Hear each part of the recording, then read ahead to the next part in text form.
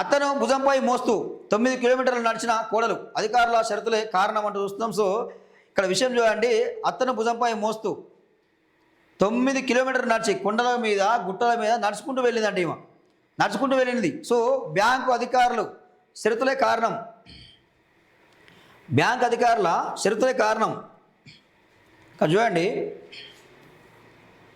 So అత్తను ఎత్తుకొని 9 కిలోమీటర్లు పెన్షన్ కోసం మండుటెండలో కోడలు తిప్పలు.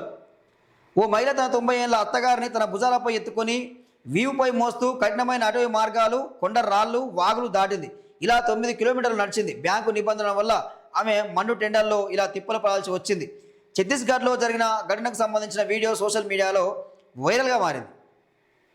సర్గుజా జిల్లాలోని మైనపట్ ప్రాంతానికి చెందిన 90 ఏళ్ల సోన్వారికి గత 3 నెలలుగా ఈ కేవైసీ సమస్య వల్ల వృద్ధాప్య పెన్షన్ అంటే 1500 రూపాయలు బ్యాంకులో నిలిచిపోయాయి.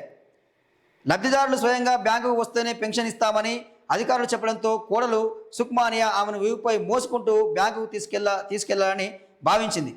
ఆ మారుమూల గ్రామానికి కనీస రవాణా సౌకర్యం లేకపోవడంతో కఠినమైన మార్గాలు దాటుకుంటూ కాలినడకన అత్తను వీపుపై మోసుకెళ్ళింది. ఏం జరిగిందని ఒకరు అడగ్గా గతంలో బ్యాంకు మిత్రా గ్రామంలో పెన్షన్ ఇచ్చేవారని, కానీ గత 3 నెలలుగా రావడం లేదని, అందుకే తాను ఇలా చేయాల్సి వచ్చిందనే పరిస్థితి మొత్తాన్ని వివరించింది.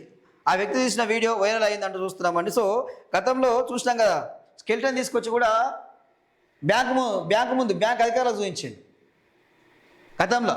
సో మళ్ళీ బ్యాంక్ అధికారుల తీరు మళ్ళీ మారలేదు ఇక. సో ఆ ముసలాం వచ్చే పరిస్థితి లేదు. లేదంటే మీ ఆఫీసర్ ఒకరు పోయి ఈకేవైసీ తీసుకోవచ్చు కదా, ఈ రూల్స్ మార్చవచ్చు కదా.